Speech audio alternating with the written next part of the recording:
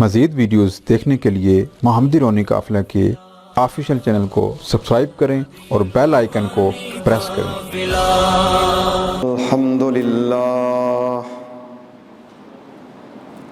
الحمدللہ رب العالمین والصلاة والسلام علی سید الانبیاء والمرسلین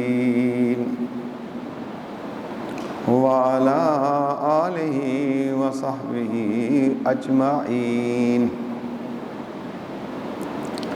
ومن تبعهم بإحسان إلى يوم الدین اما بعد فاعوذ باللہ من الشیطان الرجیم بسم اللہ الرحمن الرحیم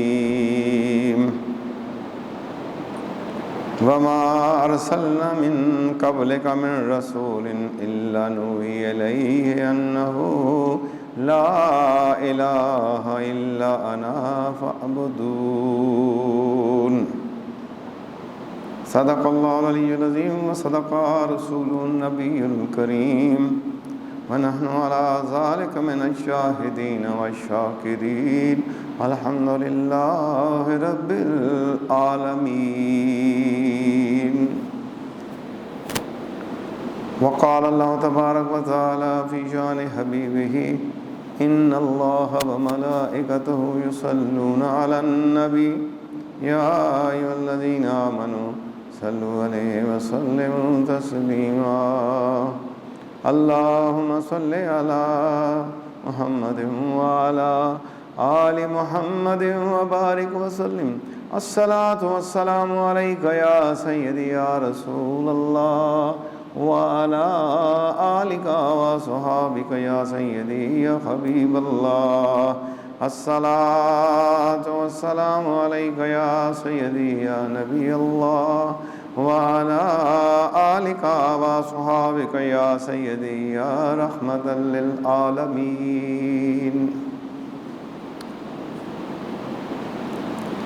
حمد و ثناء اللہ تبارک و تعالیٰ کی، جو تمام مخلوقات کا رب ہے، پالنے والا ہے، رزق دینے والا ہے، زندگی اور موت کو پیدا کرنے والا۔ درود و سلام حضور صلی اللہ تعالی علیہ وآلہ وسلم پر، آپ کی اہل بیت اطہار، آپ کے ازواج مطہرات اور آپ کے جان نثار صحابہ رضوان اللہ تعالی اجمعین پر درود و سلام۔ اللہم صلی علی محمد وعلی آل محمد وبارک وسلم۔ ماہ رمضان المبارک کی دوسری شب شروع ہے اور بہترین گھڑیاں، ساعت اور وقت قبولیت کا آج میرے اس مختصر سے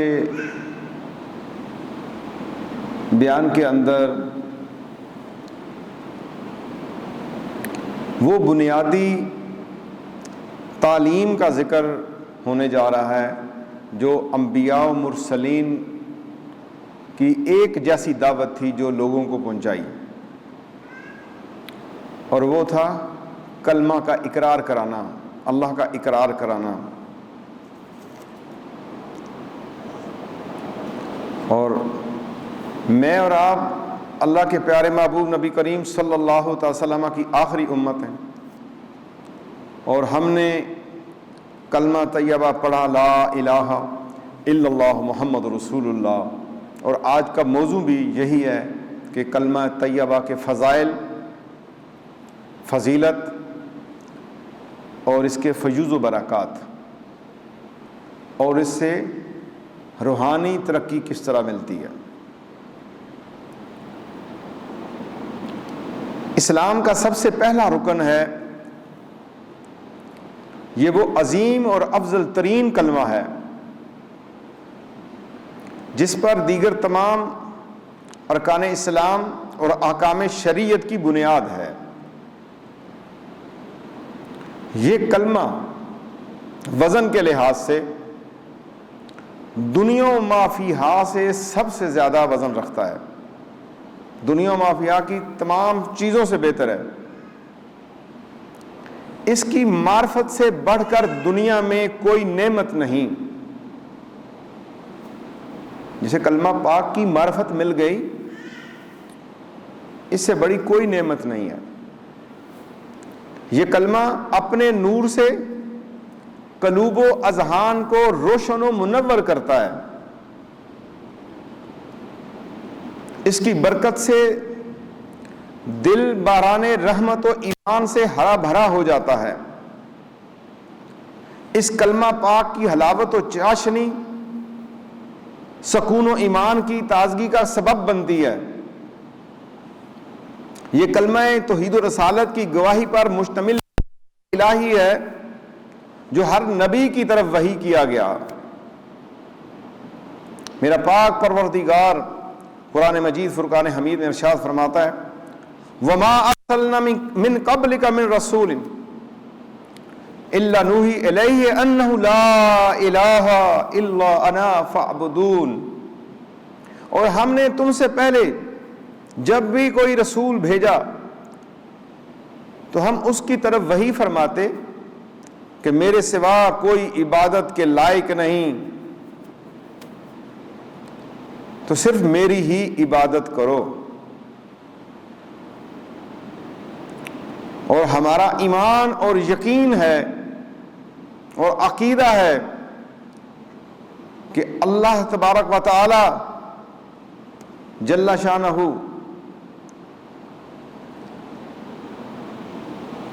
آپ ہی عبادت کے لائق ہیں، اور ساری عبادتیں قولی اور فعلی اور مالی یہ اللہ کے لیے ہیں.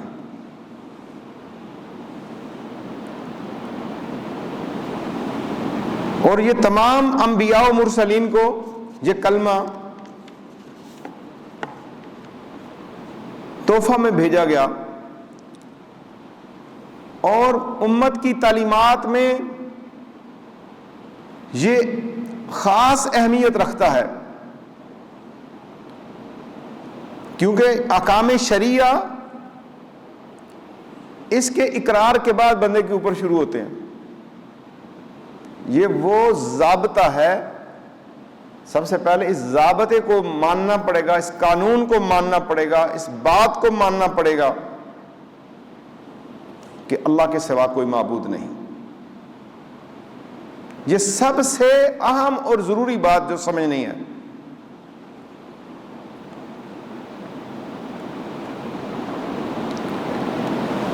کہ کلمہ کے بغیر ایمان نہیں مل سکتا.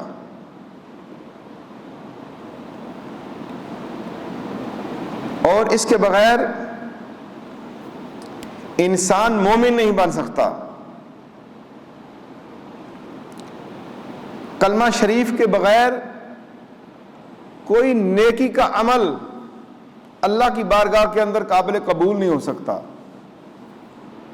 اگر کوئی غیر مسلم جو کلمہ نہیں پڑھتا اگر کوئی وہ نیکی کا کام کرے گا تو دنیا میں اللہ تبارک و تعالی اس کو اس کا پھل دے دیں گے. دنیا میں اس کو اس کا اجر مل جائے گا، لیکن آخرت کے اندر اس کا اجر نہیں ہے. اور آخرت کا اجر کیا ہے؟ کہ اللہ نے جو جنت بنائی وہ مومنین کے لیے بنائی ہے. اور مومن کون ہیں؟ مومن وہ ہیں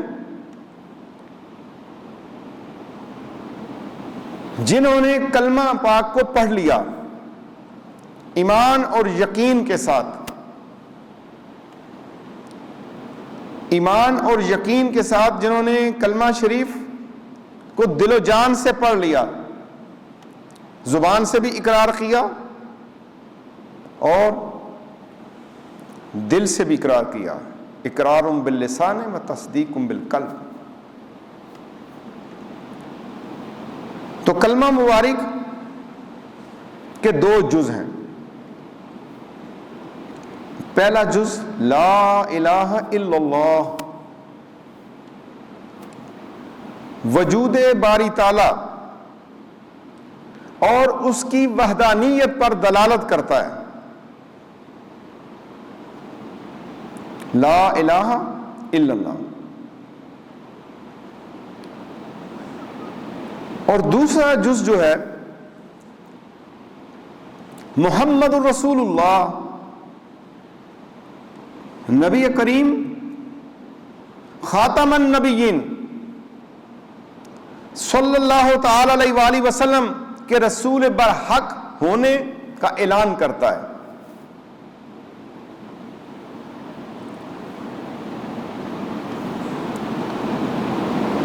تو یہ دو جز پہ مشتمل کلمہ شریف لا الہ الا اللہ محمد الرسول اللہ.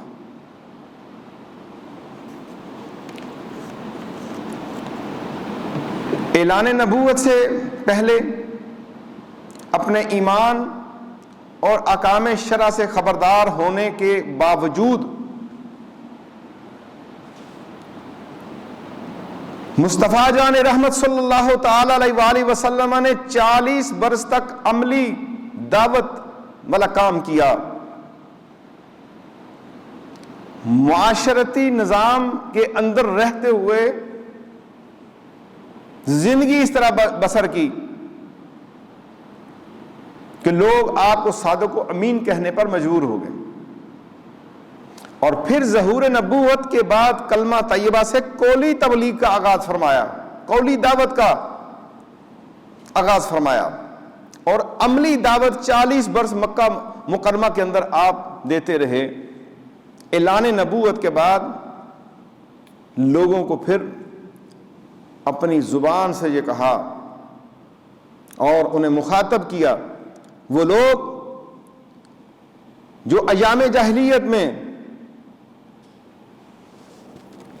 تھے اور پوجا کرتے تھے بتوں کی.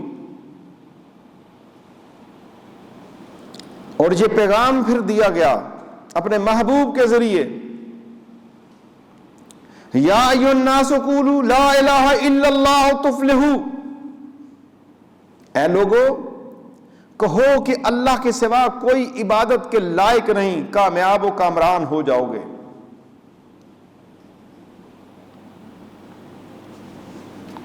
اور پھر یہ دعوت آقا دو جہاں صلی اللہ علیہ وسلم نے دی. اور کلمہ طیبہ کی فضیلت کے اوپر میرے آقا محبوب نبی کریم صلی اللہ علیہ وسلم کا ارشاد گرامی ہے. میرے آقا کریم فرماتے ہیں من شاہد اللہ الہ الا اللہ وان محمد رسول اللہ حرم اللہ علیہ النار. بہت بڑی بشارت اس حدیث مبارک کے اندر ہے. سنن ترمذی شریف سے میں نے حدیث آپ کے سامنے ابواب الایمان میں سے پیش کی ہے. میرے آقا صلی اللہ تعالی وسلم ارشاد فرماتے ہیں جس نے اس بات کی گواہی دی کہ اللہ عز و جل کے سوا کوئی عبادت کے لائق نہیں اور بے شک حضرت محمد صلی اللہ تعالی علیہ وآلہ وسلم اللہ کے رسول ہیں، تو اللہ تعالی کیا کرتا ہے؟ حرم اللہ علیہ النار، اللہ تعالی اس پر آتش دوزخ حرام فرما دیتا ہے. یعنی جس زبان نے قلب کے ساتھ اور اچھی نیت کے ساتھ کلمہ پاک کا ورد کر لیا تو اس پر آگ جو ہے حرام قرار دے دی جاتی ہے.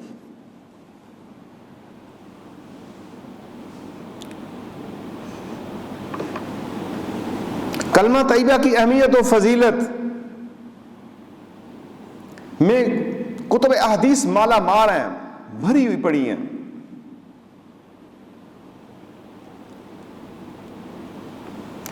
اور چمنستان مصطفیٰ صلی اللہ تعالی علیہ وآلہ وسلم سے چنے ہوئے قلب و روح کی تازگی بخشنے والے رنگ برنگے مشکبار معطر پھولوں کا ایک ایسا حسین اور شاندار گلدستہ ہے،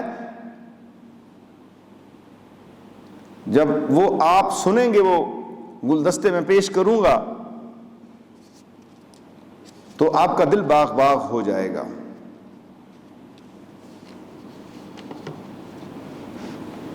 اور کلمہ طیبہ اسلام میں داخل ہونے کا دروازہ ہے۔ میں اس ماہ مقدس میں اس کی فضیلت کو بتانا اس لیے ضروری سمجھتا ہوں کہ یہ افضل ترین ذکر ہے۔ اگر ہم کلمہ طیبہ کے اجزاء کو سمجھ جائیں تو پھر ذرا بھر بھی شرک اور بدعات سے اس کے اندر ہم ملوث نہیں ہوں گے۔ یہ شرک کی بہت بڑی کاٹ ہے۔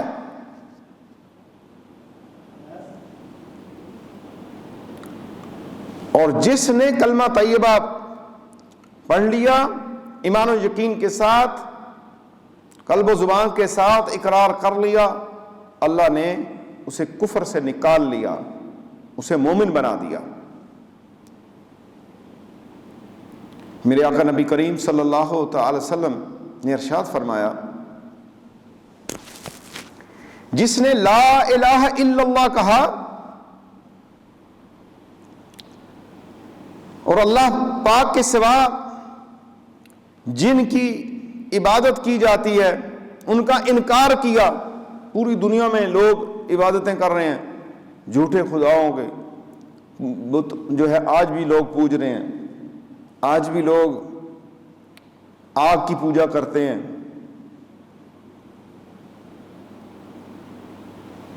مسلمان پوجا نہیں کرتا کسی چیز کی بھی۔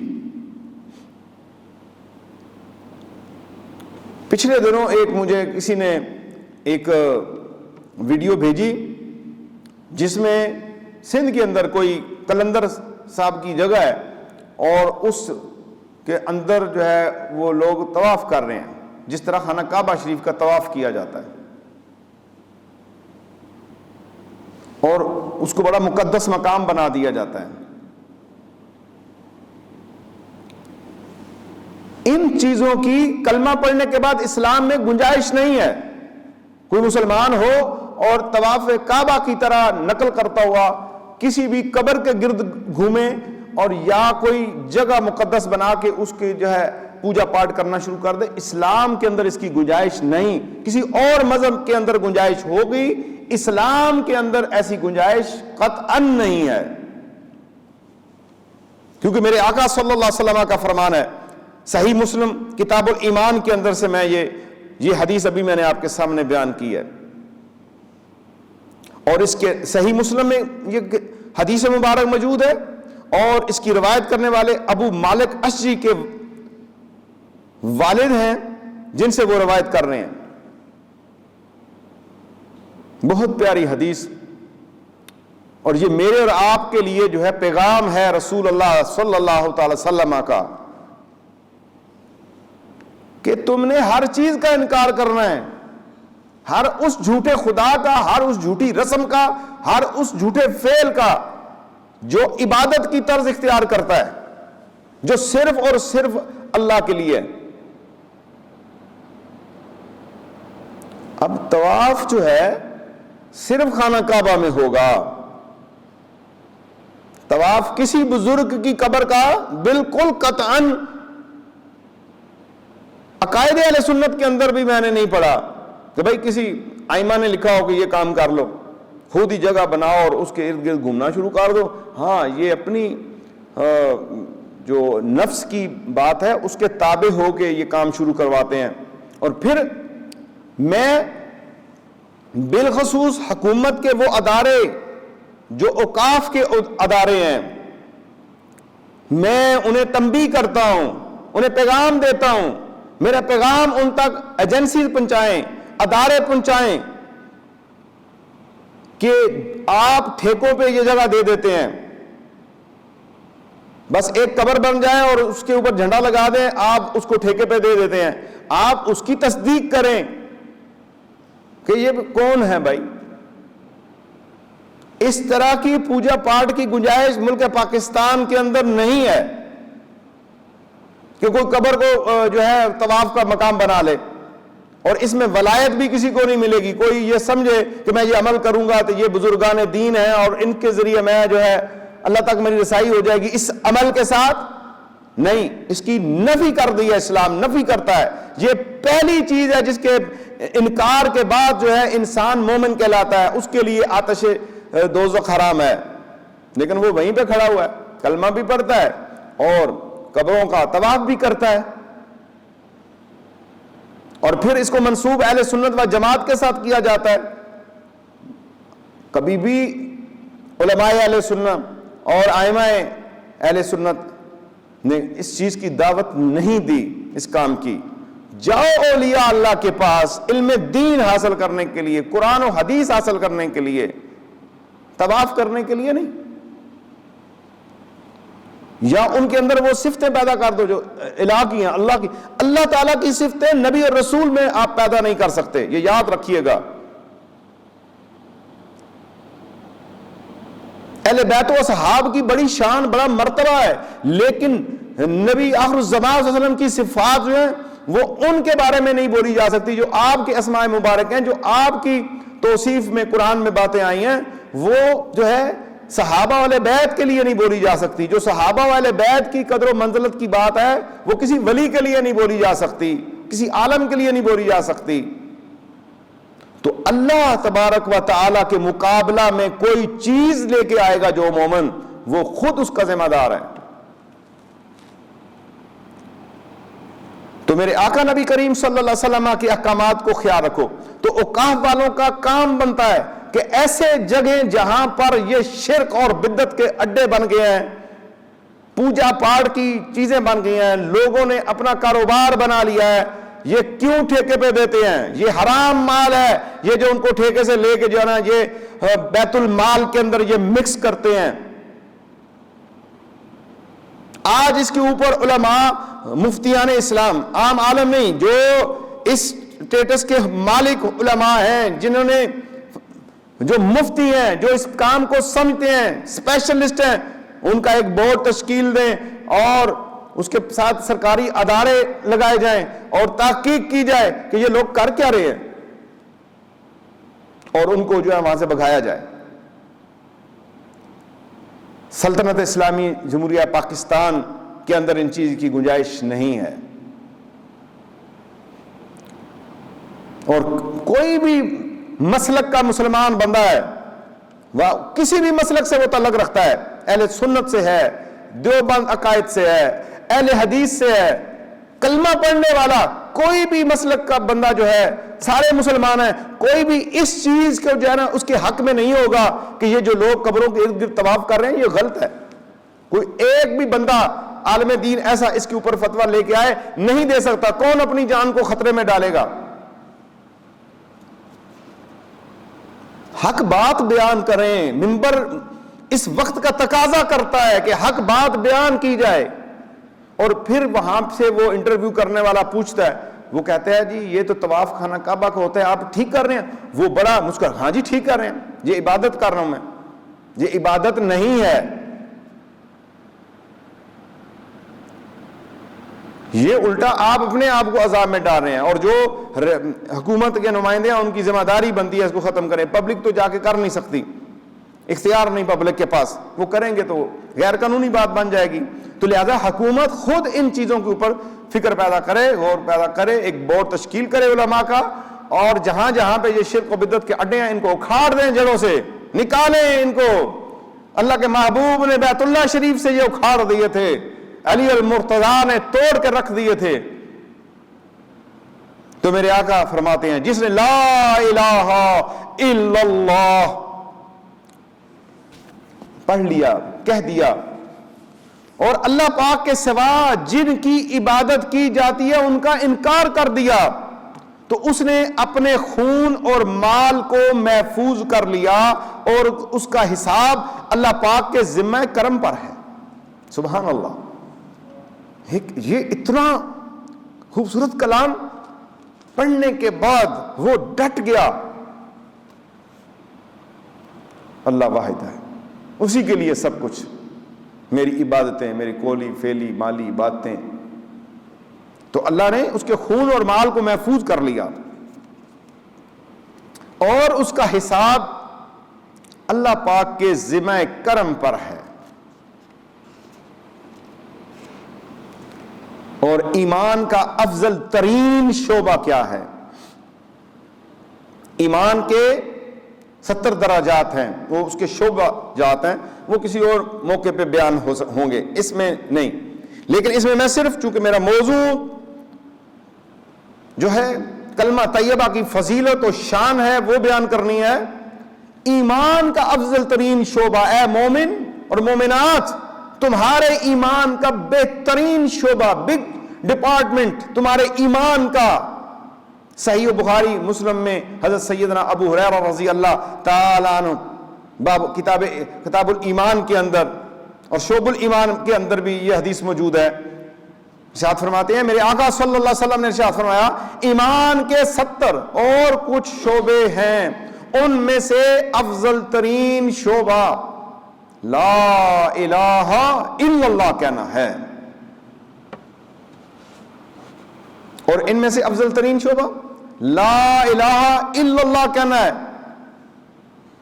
اور اس کا ادنا ترین شعبہ ایمان کا کیا ہے؟ مومن کے لیے، مومن کے لیے سب سے بڑا عمل جو ہوگا اور سب سے بڑا اس کے جو ایمان کے اس کے شعبے ہیں اور ایمان کے جو اس کی شاخیں ہیں، ان میں سے اول شاخ جو ہے لا الہ الا اللہ کہنا. اور سب سے کم تر کیا ہے کہ راستے سے تکلیف دہ چیز کو ہٹانا، اور راستے میں کوئی چیز پڑی ہوئی ہے اس کو اٹھا لینا، یہ سب سے آخری یہ شعبہ ہے.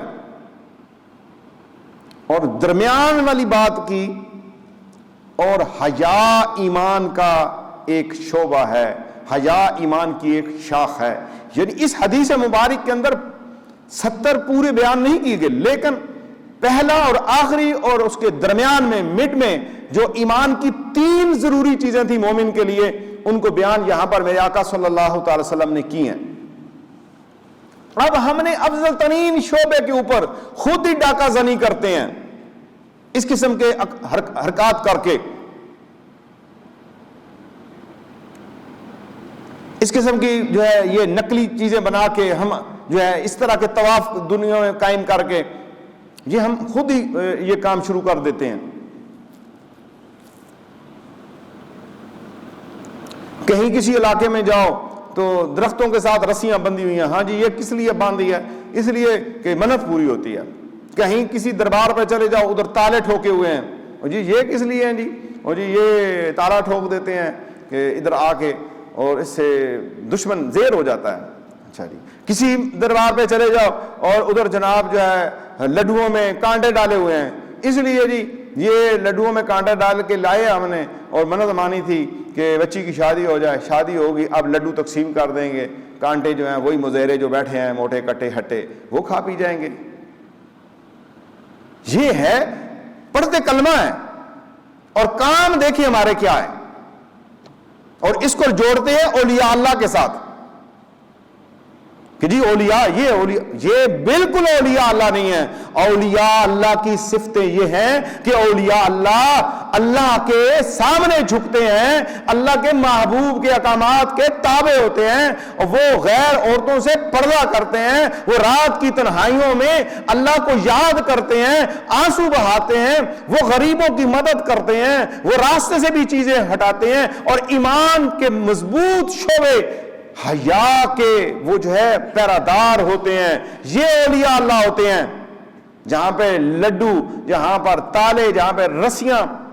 اور ایک جگہ پہ مجھے بتایا شادی ہوتی ہے، دلہا دلہن صبح حلوہ پکا کے بابے کے پاس جا کے رکھ آتے ہیں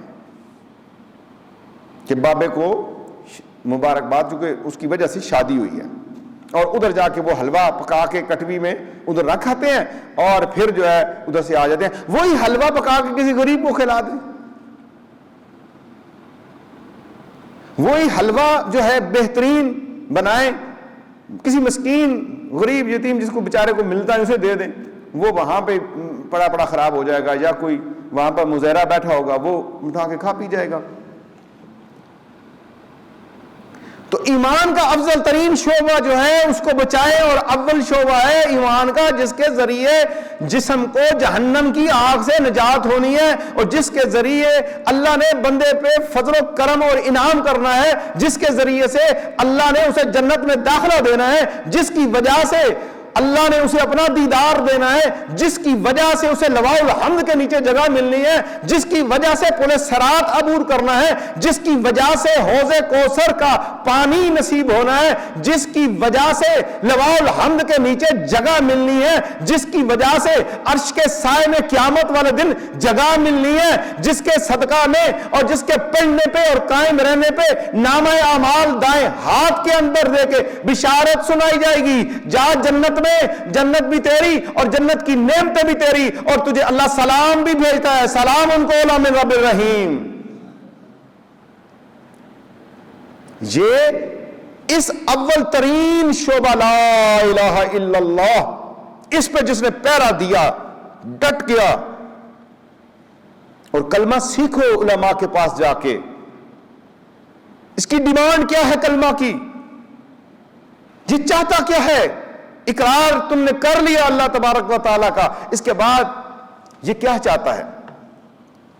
اور اس کا آخری جو میں نے بتایا شعبہ وہ ہے راستے سے چیزوں کو ہٹا دینا۔ لیکن میں اکثر سفر کرتا ہوں، موٹر وے سے بھی، ہائی وے سے بھی جاتا ہوں، بڑی بڑی قیمتی گاڑیوں میں بندے بیٹھے ہوتے ہیں اور وہ شیشہ کھولتے ہیں، بچوں کو کھانے کی چیزیں دیتے ہیں، جوس کے ڈبے، کیلے کے چھلکے، وہ شیشہ کھول کے باہر پھینک دیتے ہیں۔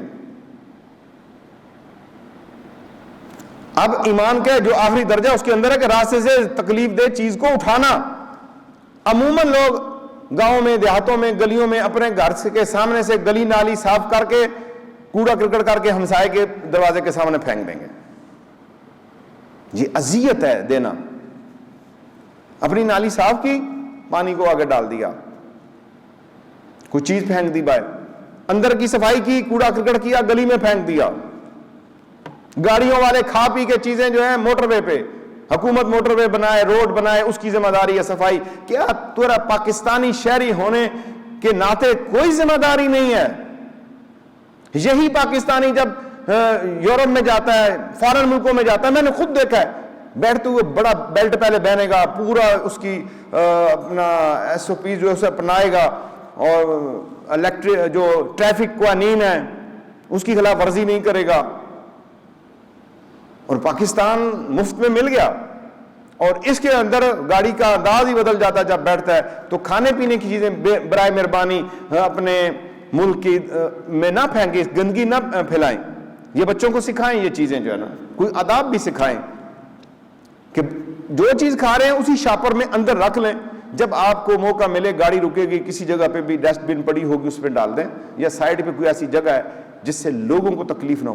آپ کے اس کیلے سے گاڑی کا ایکسیڈنٹ ہو سکتا ہے کہ ویل اس کے اوپر آئے اور بریک اس کو اس وقت لگے کہ کوئی اس نے اپنے آپ کو بچانا ہے اور وہ اسے سلپ کر کے کہیں اور لے جائے۔ چلتا پھرتا آدمی پیدل، اگر اس سے کوئی بوڑھا، کوئی کمزور اس کے اوپر پاؤں آ گیا، گر گیا، اس کی ہڈی ٹوٹ گئی، اس کی اذیت کا کون جواب دہ ہوگا؟ ہر جگہ صفائی والے لوگ موجود نہیں ہیں۔ تو یہ ایمان کا آخری شعبہ ہے، یہ میں نے مختصر بیان کیا ہے۔ اور اس کا درمیان کا شعبہ ہے حیا، اپنے اندر پیدا کریں۔ کیونکہ اس وقت میں آپ کو کلمہ طیبہ کی فضیلت، شان اور درجات کی بات کر رہا ہوں، تو میرے آقا صلی اللہ علیہ وسلم نے فرمایا افضل ترین شعبہ کیا ہے؟ لا الہ الا اللہ۔ کلمہ طیبہ کے ذریعے ایمان تجدید کیا کرو۔ حضرت سیدنا ابو ہریرہ رضی اللہ تعالی عنہ مسند احمد بن حنبل کے اندر ارشاد فرما رہے ہیں، روایت پیش کرتے ہیں کہ نبی کریم صلی اللہ تعالی وسلم نے ارشاد فرمایا، اپنے ایمان کو تازہ کر لیا کرو۔ عرض کی گئی، ہم اپنے ایمان کو تازہ کیسے کریں؟ میرے آقا صلی اللہ علیہ وسلم نے فرمایا، لا الہ الا اللہ کثرت سے پڑھا کرو۔ یہ اتنی بڑی جو ہے آپ کی قولی عبادت ہے، ایک دفعہ پڑھ کے آپ دارہ اسلام میں آ گئے، کثرت سے پڑھو، ایمان کو نیا یعنی اس کو جو ہے تازہ رکھو، ہرا بھرا رکھو اپنے ایمان کو. اپنے پودوں کا خیال رکھتے ہیں، ہرا بھرا رکھتے ہیں، صفائی ستھرائی رکھتے ہیں ہم اپنے گھر کی، جسم کی. تو دل کی صفائی ستھرائی، ایمان کی تازگی، جسم کی شان، قلب و روح کی غذا کیا ہے؟ لا الہ الا اللہ. اپنے ایمان کو تازہ کیجئے اور کثرت سے پڑھیے لا الہ الا اللہ. اور یاد رکھیے کلمہ طیبہ سب سے بڑی نیکی ہے. سیدنا ابو ذر رضی اللہ تعالی عنہ روایت کر رہے ہیں کہ میں نے نبی کریم صلی اللہ تعالی وسلم کی بارگاہ میں عرض کیا، یا رسول اللہ صلی اللہ تعالی وسلم مجھے کوئی وصیت فرما دیجئے.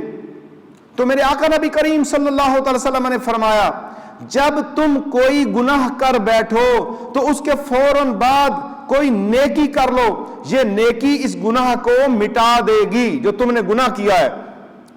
تو حضرت سیدنا ابو ذر غفاری رضی اللہ تعالیٰ عنہ فرماتے ہیں کہ میں نے عرض کیا، یا رسول اللہ صلی اللہ علیہ وسلم کیا لا الہ الا اللہ صرف پڑھ لینا بھی نیکی ہے؟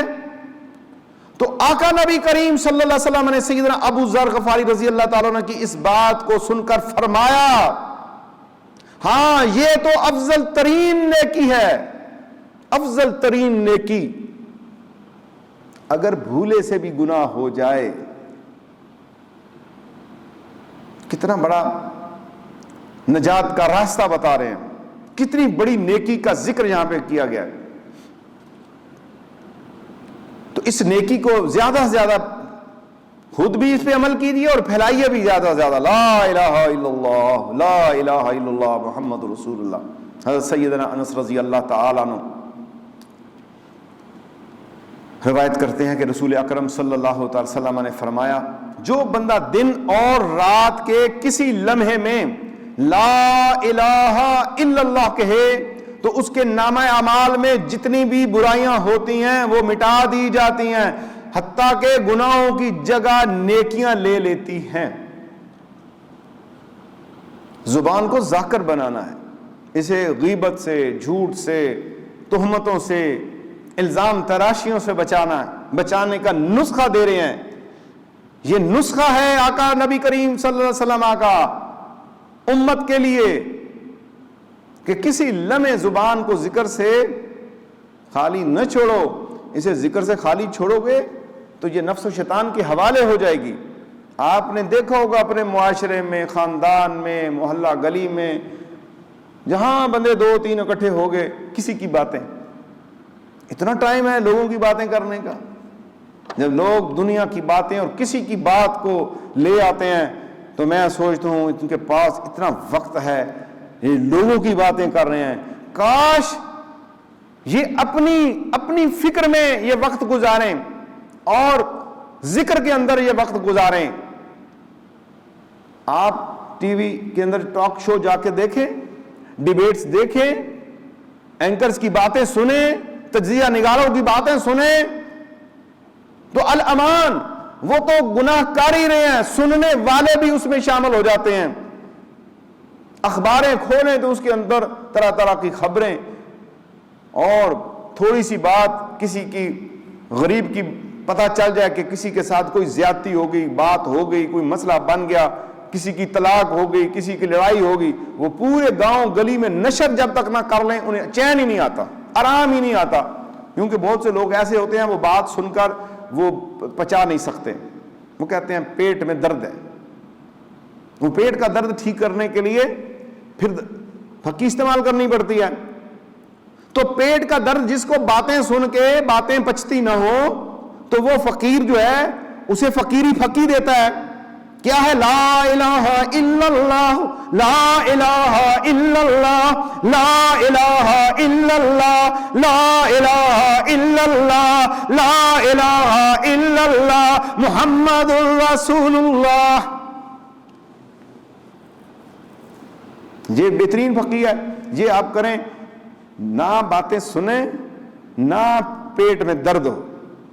ٹھیک ہے، پیٹ میں درد ہوگا پھر وہ آپ جو ہے جی اس وقت تک جو ہے پریشان حال ہوں گے.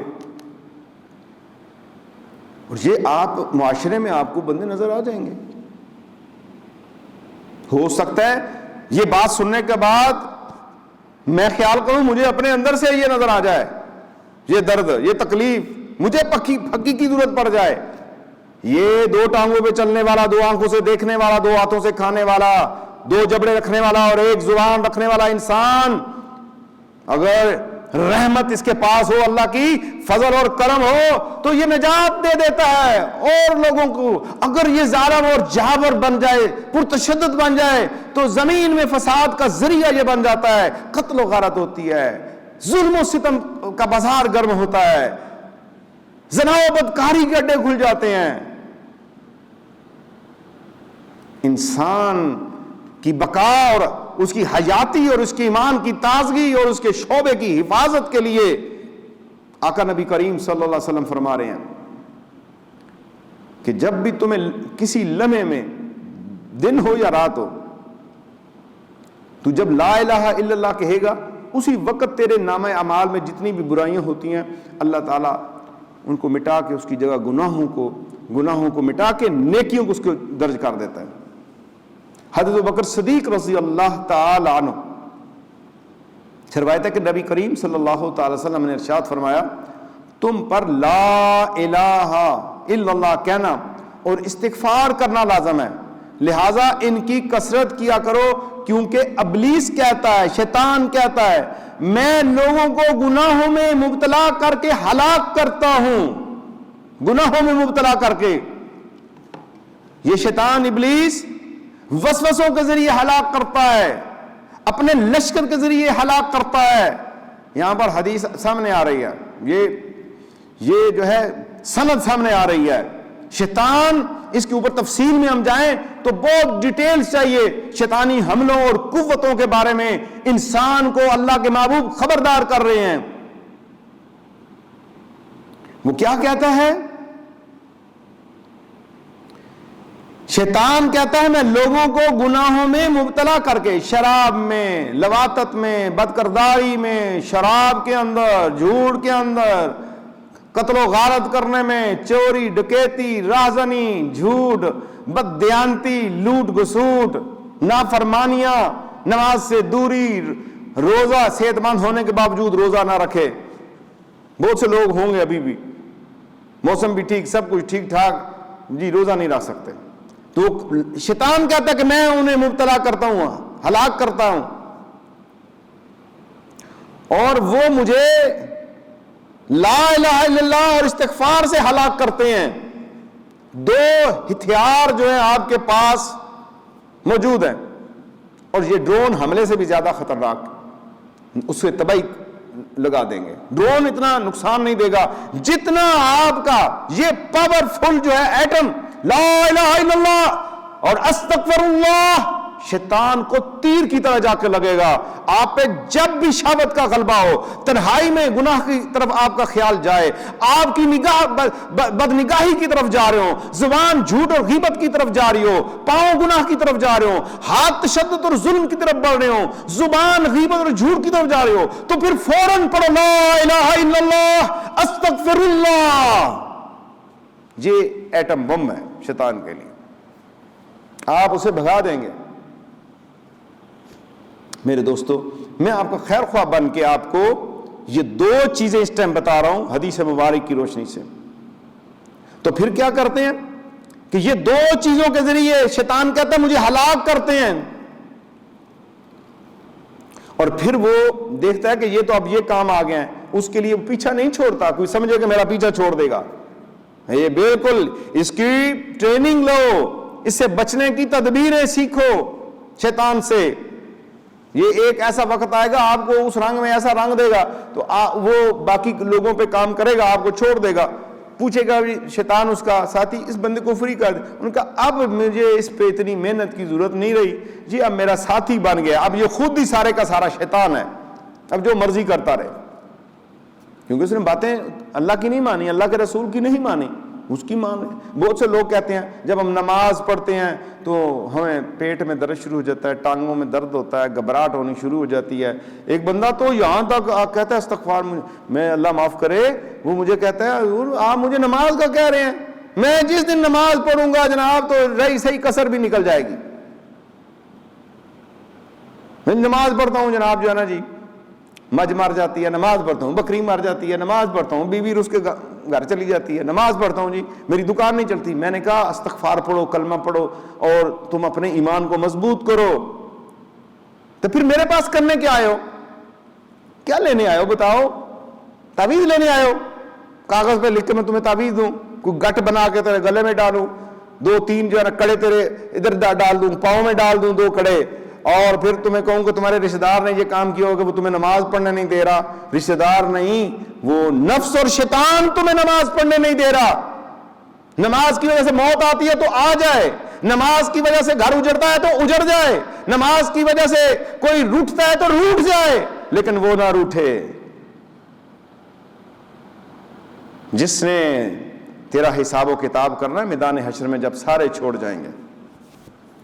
تو پھر میں نے کہا میرے پاس تو بھئی میرے پاس تم نے ٹائم ضائع کیا، وقت ضائع کیا میرے پاس آ کے، میرے پاس آتے ہو تو وقت ضائع کرو گے نا، پھر مجھ سے کیا پوچھنے آئے ہو؟ میں طبیب ہوں اس چیز کا، تو میں نے وہ بتانا ہے۔ ڈاکٹر کے پاس جائیں، ڈاکٹر دوائی لکھے، کہیں جی ڈاکٹر صاحب میں نے یہ نہیں کہ دوائی کھانی، اچھا جی چلے میں دوسری دے دیتا ہوں، وہ دوسری لکھے گا، نہیں جی ڈاکٹر صاحب مجھے یہ بھی راز نہیں ہے۔ اچھا پھر آئے کیوں؟ میں نے کہا جی ڈاکٹر صاحب سے مشورہ کر لوں۔ نہیں، میرے پاس آنا ہے تو ادھر نہ شرک ہے نہ بدعت ہے، نہ تویز ہے نہ گٹ ہے، نہ ہاتھوں میں کڑے ہیں نہ پاؤں میں کڑے ہیں، نہ ادھر داغوں کی گانٹھیں ہیں نہ ادھر لڈو اور پیڑے ہیں، ادھر بات ہے قرآن کی اور سنت کی۔ اگر ماننی ہے تو مانو، نہیں مانی تو پھر کیوں کرایہ لگا کے آتے ہو؟ محمدی روحانی قافلے پہ آتے ہو، بڑا سفر کر کے آتے ہو۔ میں کیا دے سکتا ہوں آپ کو؟ میں تو راستہ بتا سکتا ہوں، یہ راستہ سیدھا جا رہا ہے۔ وہ اچھا ہوتا ہے اگر آپ سفر میں جائیں، جی میں نے فلاں محلے میں جانا ہے تو بندہ کہے جی اس گلی سے چلے جائیں، پھر ایسے چلے جائیں، آگے جائیں گے تو آپ کا وہ گھر آ جائے گا جہاں جانا ہے، تو آپ اس کا شکریہ ادا کریں گے۔ اور ایک بندہ آپ کو بتاتا ہے یہ راستہ جہنم کا ہے، اس سے بچ جاؤ، اور یہ راستہ جنت کا ہے۔ میں نے راستہ بتانا ہے۔ میں تو آقا نبی کریم صلی اللہ علیہ وسلم کا ادنا سا امتی ہوں، ادنا سا اللہ کا بندوں میں سے ادنا سا بندہ ہوں۔ میں تو پیغام دے رہا ہوں آپ کو، لوگوں قرآن اور سنت کی طرف آ جاؤ، یہ تمہاری زندگی ہے، چھوڑو ان چور راستوں کو، اس کے اندر ہلاکت ہے۔ آپ خوش ہو جاتے ہیں۔ اکثر میرے ساتھ یہ واقعات ہوتے ہیں، پتہ نہیں مجھے کوئی یہ میرے تجربات میں سے چیزیں آتی ہیں۔ میں نے ایک بندے کو کہا کہ یہ ذکر کیا کر، نماز پڑھا کر، کہتا جی توبہ توبہ توبہ، میں نے یہ پڑھنا ہے، جنہوں نے ڈیرا میرے گھر لگا لینا ہے۔ دیکھو اللہ کے ذکر سے خبیث جنات بھاگتے ہیں، حدیث ہے، موجود ہے، بہت سی چیزوں کے اوپر میں کوٹ کر سکتا ہوں چیزیں، کہ آپ اپنے بیت الخلاء میں بھی جائیں تو اس میں داخل ہونے سے پہلے آپ دعا پڑھ لیں، اللہم انی اعوذ بک من الخبث والخبائث۔ یہ کیا بتا رہی ہے یہ دعا؟ اسی طرح اور بھی بہت سے امور ہیں، ان کے آغاز اور ان کے انتہا کے اندر جو ہے دعائیں پڑھنے کے حکم جو ہے میرے آقا صلی اللہ علیہ وسلم کے فرامین سے ملتا ہے۔ تو وہ سے میں نے بتایا جی آپ یہ پڑھیں اور آپ پہ کوئی ایسا جادو ٹونا یہ چیزیں نہیں ہیں۔ وہ کہتا جی مجھے تو 14 بندے پہلے بتا چکے ہیں۔ میں نے کہا 14 کے بعد 15 کے پاس آنے کی کیا ضرورت تھی جب تمہیں بتا ہی چکے ہیں؟ تو ان کے پاس جاؤ، وہ تمہارا جادو ختم کر دیں، ٹونا ختم کر دیں۔ میں تو یہی کہوں گا جادو 4 کل سے ختم ہو جائے گا۔ پڑھو، تمہیں نظر ہے، تمہیں لوگ تنگ کرتے ہیں، کوئی شک ہے اسیب پہ، آیت الکرسی پڑھو، سورہ فاتحہ پڑھو، نماز پڑھو، قرآن کی تلاوت کرو، سورہ بقرہ پڑھو۔ میں نے تو یہ کہنا ہے تمہیں، یہ کر سکتے ہو تو ٹھیک ہے، نہیں تو آپ میرے پاس آئے ہیں، یہ چائے کا کپ پئیں، پانی پئیں، میں یہ خدمت کرتا ہوں تو اللہ کے حوالے۔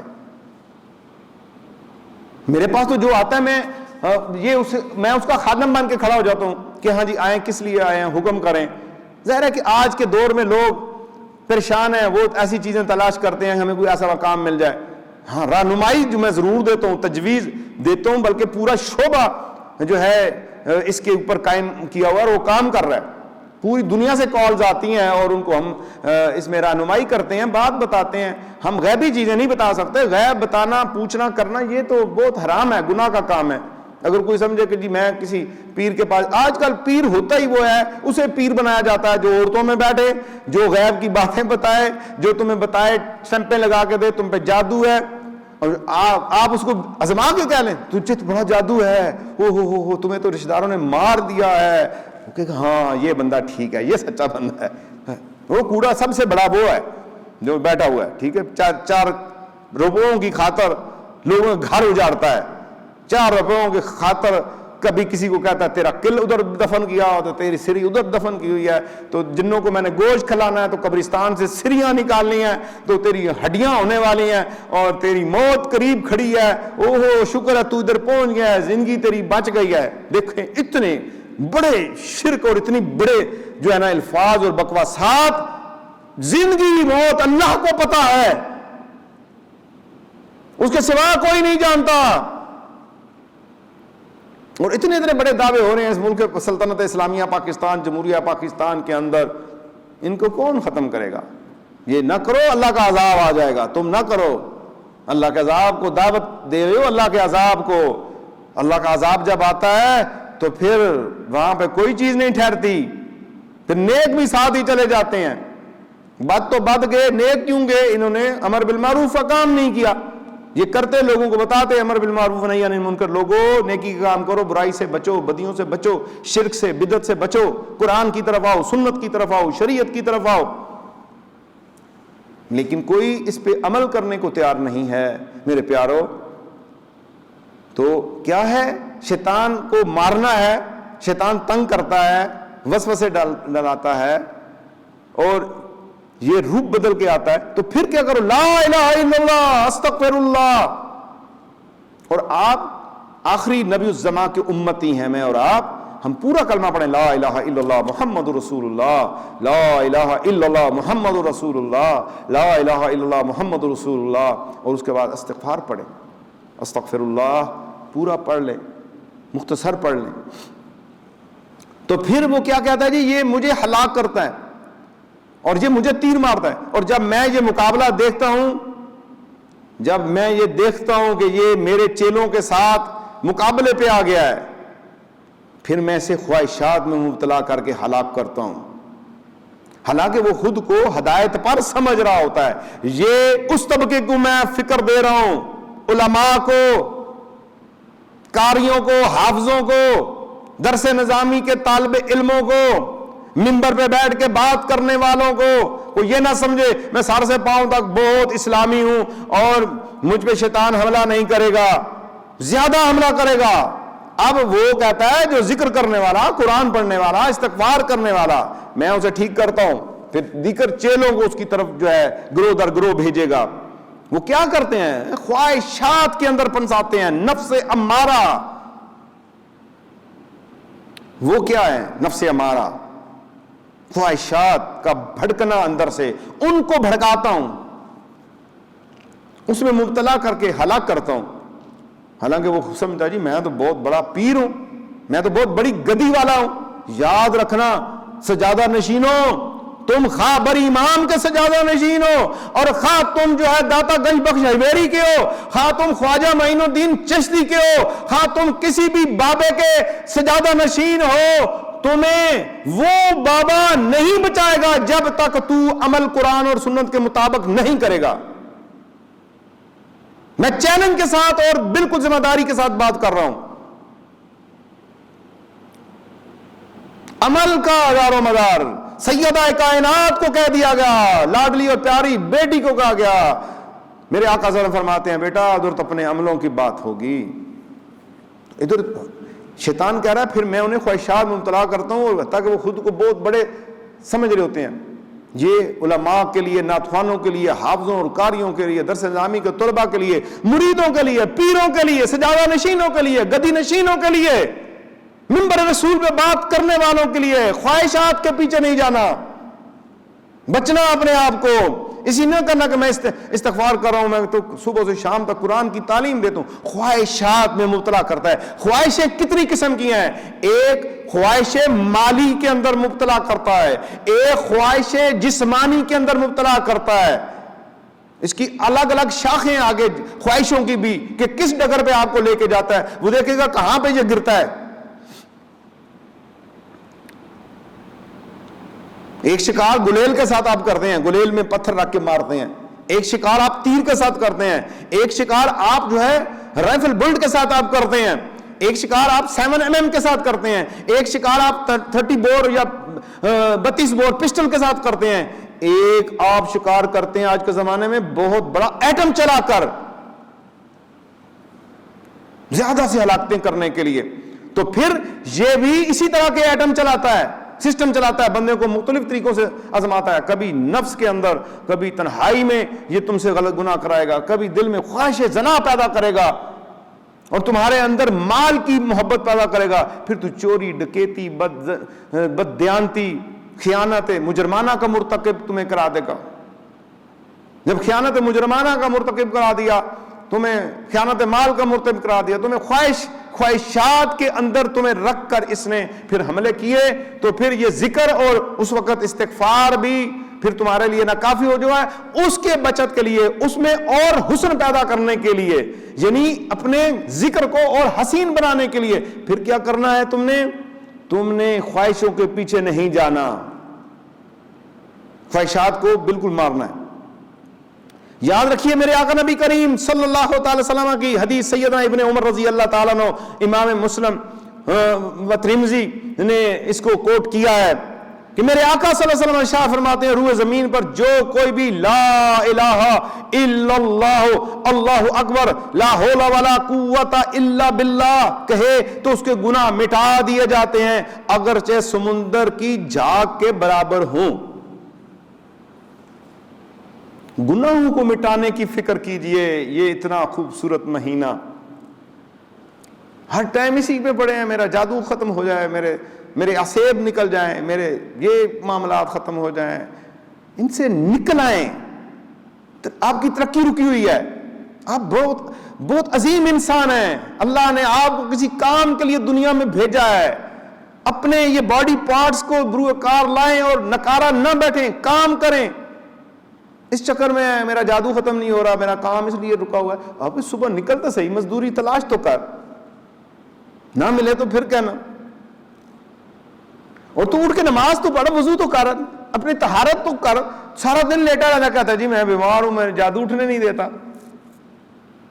ایک بندہ کہتا جی میں کیا کروں جی، میں تو اتنا کھاتا ہوں جناب. میں نے کہا پھر؟ میں نے کہا جی وہ ایک بابے نے بتایا کہ دشمنوں نے تیرے پر وار کیا ہے کہ تو کھاتا ہی رہے. کیا واہ، کھانا تیرے اپنے جو ہے نا وہ اپنے ہاتھوں کے ساتھ ہے نا. اتنا کھاؤ جسے تمہیں قوت ملے اور تم اللہ کی عبادت کرو. اتنا نہیں، اتنا کھا لو پیٹ بھر کے، رات خوب جو ہے نا جی ٹکا کے جو ہے نا جی، اور پھر نیند کرو اور صبح اٹھو جناب علی، اور ناشتہ بھی اچھا کرو. نماز کیوں نہیں پڑھی؟ وہ دشمن نے جناب میرے اوپر وار کیا ہوا ہے کہ یہ کھائے زیادہ، اس کو نیند آئے اور نمازیں نہ پڑھے. عجیب شیطان کے چکر اور مکر ہیں. ان سے بچو، اپنے آپ کو بچاؤ. تو جو روئے زمین پر یہ پڑھتا لا الہ الا اللہ، اللہ اکبر، لا حول ولا قوت الا باللہ، اس کے گناہ اگر سمندر کی جھاگ کے برابر بھی ہیں تو اللہ تبارک و تعالی اس کے گناہوں کو معاف فرما دیتا ہے. تو آئیے اس ماہ مقدس میں اپنے گناہوں کو معاف کروائیں اللہ کی بارگاہ میں، اور یہ عہد کریں کہ ہم نے کلمہ شریف کو نہیں چھوڑنا. یہ موضوع بہت بڑا ہے، یہ چلے گا میرا کئی دنوں چلے گا. اس سے بڑے راستے نکلیں گے، اس سے بڑی شاخیں نکلنی ہیں، بڑے تحفے ہیں اس کے اندر امت کے لیے. اتنی چیزیں میں نے آپ کو بتائی ہیں. ایمان کا افضل ترین شعبہ میں نے آپ کو بتایا، کلمہ طیبہ سب سے بڑی نیکی میں نے آپ کے سامنے بیان کیا ہے. اور یہ شیطان کے تیروں کی بات میں نے کی ہے. شیطان کے اوپر حملہ آپ نے اس کے ذریعے کرنا ہے. اور روئے زمین پر جو بھی یہ پڑتا ہے اس کے گناہ سمندر کی جھاگ جتنے ہیں تو وہ بھی معاف ہو جاتے ہیں. تو پھر اس کا ورد زیادہ سے زیادہ کریں ماہ رمضان کے اندر بھی، اس کے علاوہ بھی ابھی بھی ذکر ہوگا، اس ذکر میں شامل ہو جائیں گے انشاءاللہ۔ اس کی افضلیت اور اس کی شان و شوکت اور اس کے حسن و جمال کی بات تو میں آگے کروں گا، کئی پارٹس میں یہ بات آگے جائے گی انشاءاللہ، آپ کو لذت ملے گی، آپ اس کے ذاکر بنیں گے اور اس کے فیوز و برکات حاصل کریں گے، دل منور کریں گے، زبان کو منور کریں گے، آنکھوں کو روشن کریں گے۔ یہ کلمہ بہت بڑی نجات ہے، بہت بڑا انعام ہے۔ آئیے مل کے یکسوئی کے ساتھ اللہ تبارک و تعالی کا یہ خاص تحفہ جو امت کو دیا گیا ہے اس کا ورد کرتے ہیں۔ بسم اللہ الرحمن الرحیم۔ لا الہ الا اللہ، لا الہ الا اللہ، لا الہ الا اللہ، لا الہ الا اللہ۔ ذرا زور سے پڑھیے، لا الہ الا اللہ، لا الہ الا اللہ، لا الہ الا اللہ، لا الہ الا اللہ۔ اپنے ایمان کو تازہ کیجئے، اپنے ایمان کو منور کیجئے، اپنے گناہوں کو معاف کرا لیجئے۔ میرے حاضرین و سامعین، میرے ساتھ مل کے اللہ کا یہ پاک کلمہ پڑھیے، لا الہ الا اللہ، لا الہ الا اللہ، لا الہ الا اللہ، لا الہ الا اللہ، لا الہ الا اللہ، لا الہ الا اللہ، لا الہ الا اللہ، لا الہ الا اللہ۔ ذرا ذوق کے ساتھ، محبت کے ساتھ، پیار کے ساتھ پڑھیے۔ یہ وہ کلمہ ہے جس سے ایمان کے ساتھ دنیا سے جائیں گے، یہ وہ کلمہ ہے جو قبر کو منور کر دے گا، یہ وہ کلمہ ہے جو جہنم کی آگ سے بچا دے گا۔ لا الہ الا اللہ، لا الہ الا اللہ، لا الہ الا اللہ، لا الہ الا اللہ، لا الہ الا اللہ، لا الہ الا اللہ، لا الہ الا اللہ۔ شرک کی گاڑ ہے، توحید کا انعام، اللہ کی معرفت کا پیغام، لا الہ الا اللہ، لا الہ الا اللہ، لا الہ الا اللہ، لا الہ الا اللہ، لا الہ الا اللہ۔ دنیا کے غموں سے پریشان لوگوں، میرے آقا کی پیاری امت والوں، تم کیوں در در پہ دھکے کھا رہے ہو؟ کیوں لوگوں سے جعلی کاموں کے اندر ملوث ہو؟ کیوں شرک و بدعات کی طرف جا رہے ہو؟ تعویذوں اور گٹوں اور زنجیروں اور کڑیوں کے پیچھے بھاگ رہے ہو؟ اور آ جاؤ اللہ کی طرف، آ جاؤ اللہ کے نبی کے پیغام کی طرف۔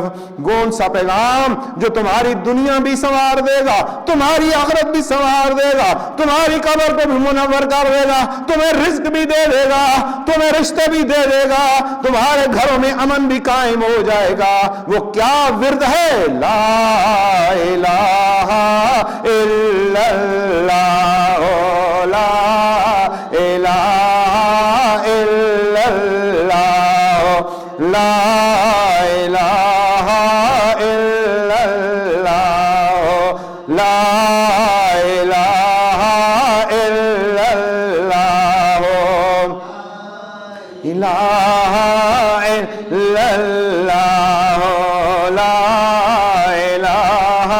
الا اللہ محمد الرسول اللہ۔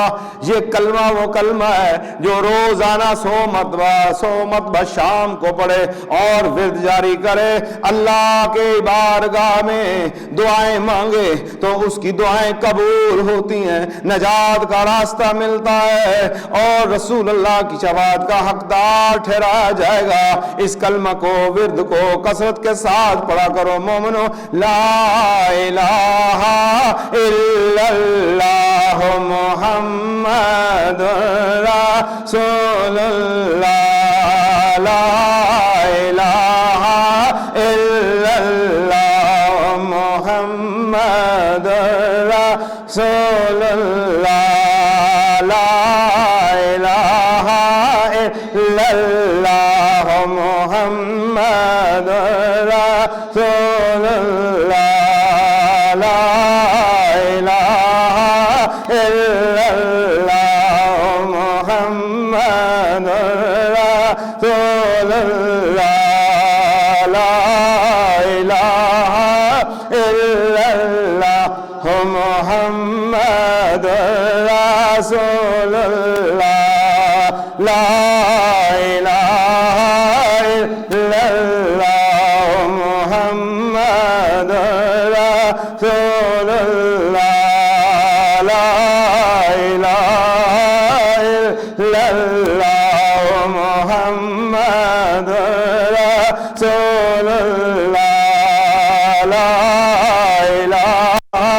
الا اللہ محمد رسول اللہ، لا الہ الا اللہ محمد رسول اللہ، لا الہ